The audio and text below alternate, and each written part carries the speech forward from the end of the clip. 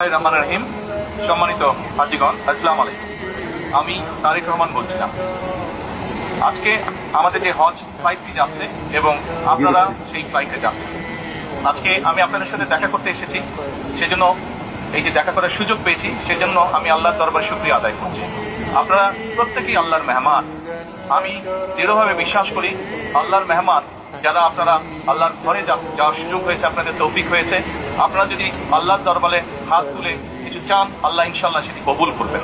আপনাদের কাছে আমার বিনীত অনুরোধ থাকবে, আপনারা এই বাংলাদেশের নাগরিক হিসেবে, বাংলাদেশের সন্তান হিসেবে হজে যাচ্ছেন, দয়া করে দেশ এবং দেশের মানুষের জন্য দোয়া করবেন, যাতে করে আল্লাহ আমাদেরকে তৌফিক দেন, যাতে আল্লাহ আমাদের উপরে রহমত নাজিল করেন, যাতে আল্লাহ আমাদেরকে সাহায্য করেন।